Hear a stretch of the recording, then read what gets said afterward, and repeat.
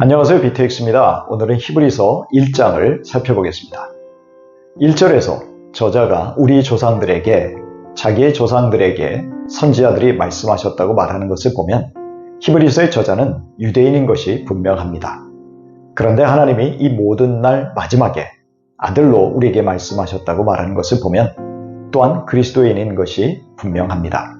즉 유대계의 그리스도인이 히브리서를 주후 60년경에 기록하였다고 추정할 수 있습니다.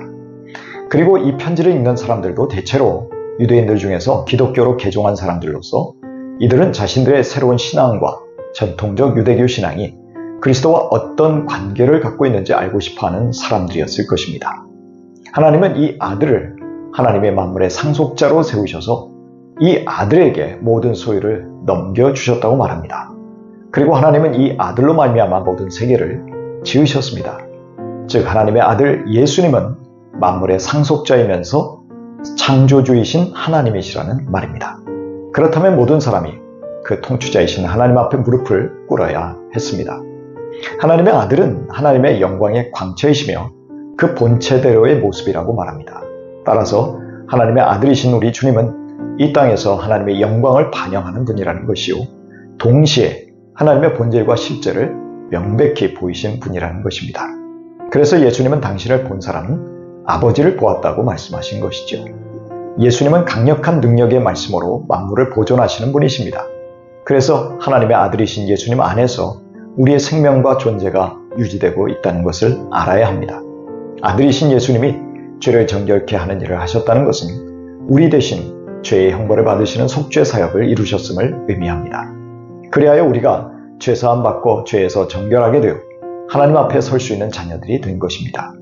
그리고는 승천하셔서 높은 곳에 계신 존엄하신 분의 오른쪽에 앉으셨습니다. 하나님의 오른쪽은 영광과 권능을 상징하고 있습니다. 이것은 예수님이 천사들보다 훨씬 뛰어나신 분임을 강조하고 있습니다.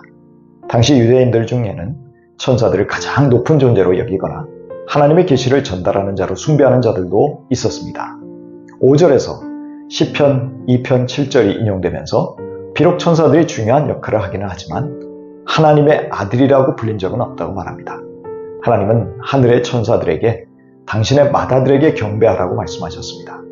하나님의 아들이신 그리스도 예수는 분명 천사들보다 뛰어나신 분으로 천사들의 찬양을 받아 마땅함을 알아야 합니다. 그러나 하나님은 섬기는 천사들을 바람과 불꽃으로 삼으신다고 하셨습니다. 즉 이들은 폭풍을 일으키고 불을 사용하는 강력한 힘이 있음을 의미합니다. 그러나 아들이신 그리스도 예수의 보좌는 영원합니다. 시중꾼들과 보좌에 앉으신 하나님의 아들과 비교할 수 없다는 것입니다. 아들이신 주님은 공의로 통치하시는 영원한 왕이시라는 것입니다. 그러나 천사들은 예수님이 부리시는 유능한 신하들일 뿐입니다. 아들이신 주님은 의를 사랑하시고 불법을 미워하시기에 하나님 아버지는 예수님을 모든 이름 위에 높이 세우셨습니다. 하나님 아버지는 예수님에게 기쁨의 기름을 부어주셔서 기름 부음 받은 왕이 되게 하셨습니다. 예수님은 태초에 천지를 창조하실 때 그 창조 사역에 동참하신 분입니다. 이 세상의 기초를 세우신 창조주이십니다. 창조된 세상은 낡은 외투처럼 점점 닳아서 언젠가 사라질 것입니다. 그러나 우리 주님은 영원히 존재하시는 분입니다. 예수님은 아무리 시간이 흘러도 변함이 없으시고 원래 모습을 그대로 유지하고 계십니다. 그러나 세상을 창조하시고 영원히 존재하시는 예수님과 같은 천사는 존재하지 않습니다. 그 어떤 천사도 하나님의 우편에 앉는 영광을 누리지 못했습니다.